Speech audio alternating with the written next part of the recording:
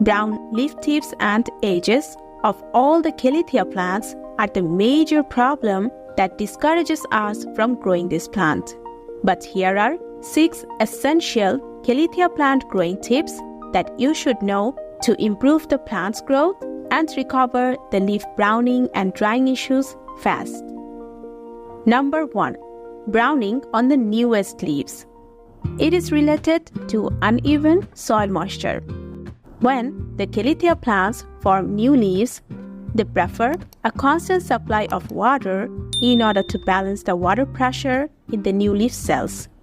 At this point, underwatered conditions or drying of more than 80% of the soil show a lack of water supply into the plant cells and cause necrotic or brown edges on the leaves.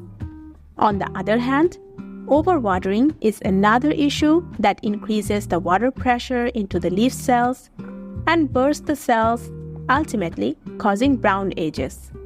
So maintain a watering schedule. Check the soil moisture before watering. Water when 70% of the soil or about 2 to 3 inches of the soil layers feel dry. Ensure the soil is fully saturated and drains out excess water after watering. Number 2. Completely dried or no growth on the plant. The Calathea plants stop growing or completely dry generally in winter. As soon as the humidity drops below 50% and the temperature drops below 60 degrees Fahrenheit, the plant slows down its growth, showing brown and yellow leaves. Calatheas are winter dormant, so protect the plant from droughts and keep the plant indoors where the humidity is more than 60% and the temperature is between 65 to 80 degrees Fahrenheit during winter.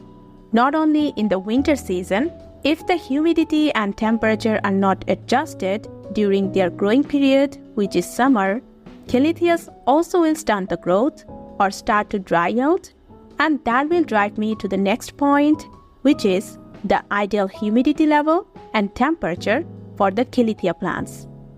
The Calatheas prefer more than 70% humidity in the surroundings, and the temperature is adjusted between 65 to 80 degrees Fahrenheit. Because Calathea leaves lose moisture very fast, which causes brown-yellow leaf tips.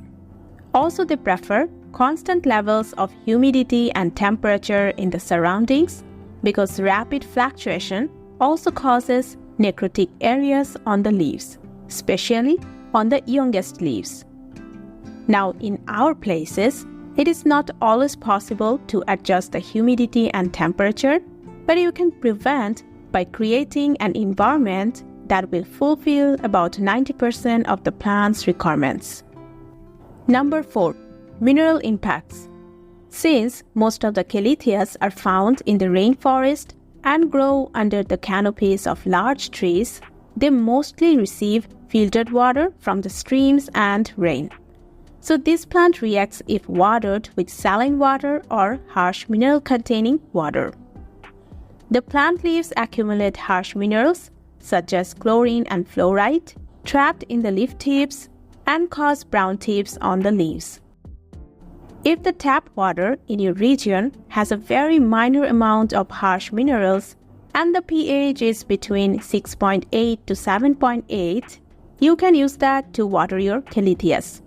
But avoid watering the plant with highly saline water or hard water.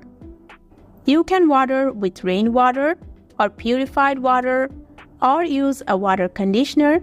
I have provided the product link in the description box and pinned comment. Number 5. Low light doesn't mean no light.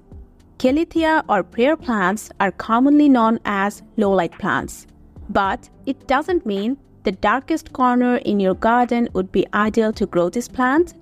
Keep the plant in a bright place where the plant will receive about 5 to 6 hours of mild, bright, indirect light. On the other hand, the plant folds leaves as well as burns the leaf edges if placed in direct light exposure. I grow most of the Calatheas under grow light because it is mild and helps the plant produce spotless leaves. My plants receive 16 hours of 2000 lux light from the grow light a day. I have recommended some grow lights that you can use to grow Calatheas. Link in the description box and pin comment. Number 6. Pest sensitivity. Calatheas have broad and thin leaves, and they lose moisture very fast. This is why spider mites and scale insects often infest the leaves of this plant. They feed the leaf cells and create faded spots on the leaves. Cleaning the leaves once a week is a good way to prevent pest infestation. I use a DIY leaf cleaning solution that is prepared by mixing neem oil